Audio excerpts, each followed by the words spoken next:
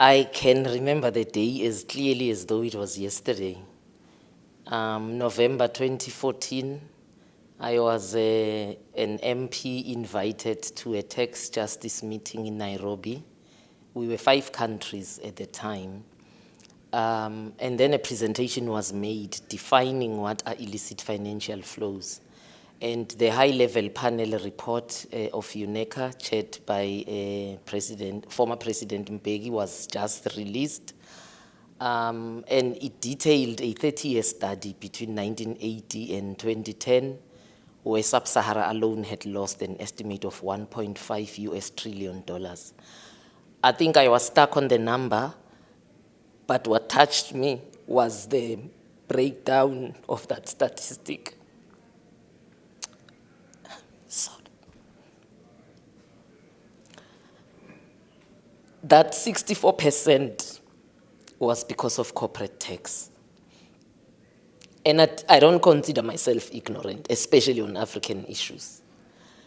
And I had just shouted in Parliament, like a week before I came to that meeting, for President Zuma to pay back the money. And I'm not sitting here saying African governments, it's okay, they must steal. But the stat that it's their direct involvement in illicit financial flows in terms of corruption is 5%, and 64% is corporate. Made me coin in my mind an analogy where I say there is a skunk, a hyena, and a lion in the room. The 5% of African governments is a skunk, really. Their track record is rotten. Because even the 64% happens because they are cooperating with it. And then the hyena is the 31%, which is the criminal element. But the lion, really, that's 64%. If I'm in a room with all 3, that lion will kill me before the other 2. The skunk won't even kill me anyway. So for me, right there and then, I knew that this is a cause I need to champion. I come from a struggle background, and I think for me, really, it was a newfound struggle, because I'd always asked myself, okay, we fight for liberation, and then African countries are said to be free, but economies are not going anywhere. But I could not find a niche or a name to say, what is this economic struggle? So it gave me the context to say illicit financial flows and tax justice is what I want to fight for. So I have been a chairperson from the following year, 2015, when we met in Lilongwe. And we have grown to now between 25 and 30 countries. And we really do intend to penetrate the whole continent, because this is an African issue. It is not a country issue. So the African Parliamentary Network was then formed in 2015. We abbreviated as APNIFFT. That's the one I'm referring to, that we are now in between 25 and 30 countries. Why do I have faith in the Africa Parliamentary Network on illicit financial flows and tax? It's because these are voluntary MPs. What do I mean by that?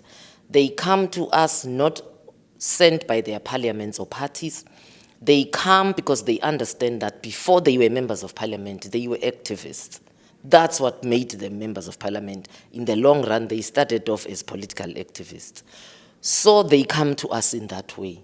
So they come to us because, just like me, this speaks to their consciences, because the suffering is what they see in their constituencies. That lack of service delivery, the lack of effective and efficient public hospitals, the dying education where the private schools are making more money in Africa than the public sector, the infrastructure, you know, the list goes on.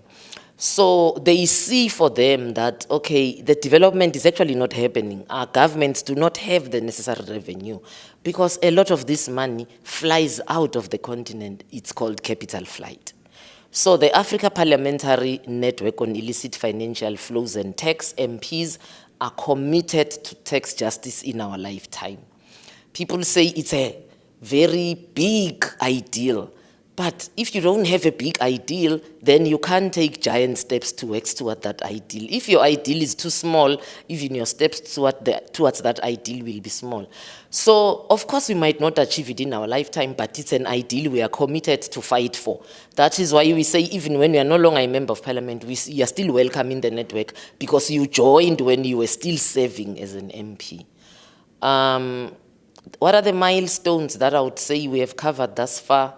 We have grown and we have changed our mode of operation, because before we thought, let's work as a continent, and then we realized, okay, but the continent is big and we are diverse. Let's work as regions, and then we realized, no, actually. When we say let's just work at regions, but there's no foundation at national, the regions don't work. So now we have adopted a method where we say we are forming national caucuses of these MPs. If there's 10 per country, they constitute a caucus. And then these caucuses then lead up to the region, and the region to the national.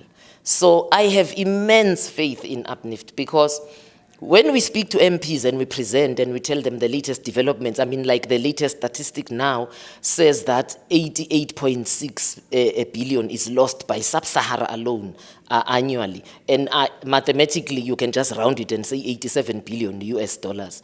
So when they come across these statistics, they actually realize the huge task that is on their shoulders in terms of fighting for tax justice and to fight against illicit financial flows. So I have faith in APNIFFT, viva APNIFFT, long live the African Parliamentary Network on illicit financial flows and tax, and forward with the unification of Africa under one tax law, just and equitable for all Africans. The African Parliamentary Network on illicit financial flows and tax was a brainchild of the TJNA Secretariat, based on the experience of two things that we noted in terms of our policy engagement. One thing was that the executive across the continent was very dominant in setting tax policy and engaging in tax policy decision. And Parliament had been relegated to rubber stamping of many of the tax policy decisions that were being made. And the result of that was that we see in many countries a skew of the tax design towards shifting the burden of taxation to lower income earners, and having a tax system that is highly dependent on consumption taxes. So that is one. The second thing is that in our engagement with parliamentarians, we noted that even when some of them were interested on the issue, the exposure was very low. Many of them didn't understand the dynamics, the nitty-gritties of tax policy, particularly when you look at the international dimensions of taxation. So particularly in the area of illicit financial flows, the looking at tax from purely the narrow national lenses does not address the fundamental challenges that affect domestic resource mobilization. So out of these two reasons, the overdominance of the executive and the low capacity of parliamentarians in understanding international tax issues, we felt that there was need to try and develop a program that would aim at building or strengthening the capacity of legislators to engage in tax policy. And that was really the idea behind setting up the network. And thirdly, realized that, of course, countries in the continent are moving closer. There are many decisions that are being made at the sub-regional level.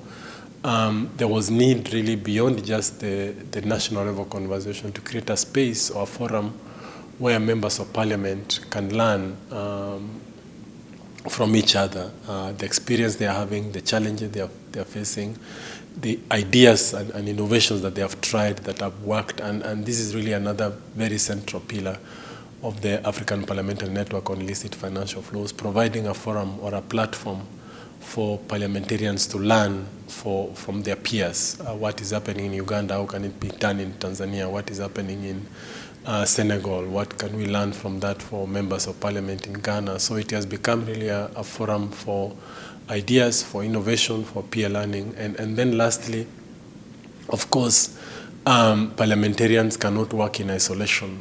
They need support, they need views and perspectives from civil society organizations. So another key aspect or key pillar of the programming of the African Parliamentary Network on illicit financial flows and tax, from a Tax Justice Network Africa perspective, is to create an environment where civil society organizations and parliamentarians across the region can meet, build solidarity, build confidence, build trust in each other, so that when they go back in their own countries, civil society organizations know we have a champion in parliament who can be able to listen to us, and parliamentarians know we have a resource. If I'm struggling on these issues of double tax agreement, I know that there's a civil society organization that can be able to provide me with perspectives on issues that I might have overlooked. So building that relationship between the civil society organizations and parliamentarians among themselves, is those are other additional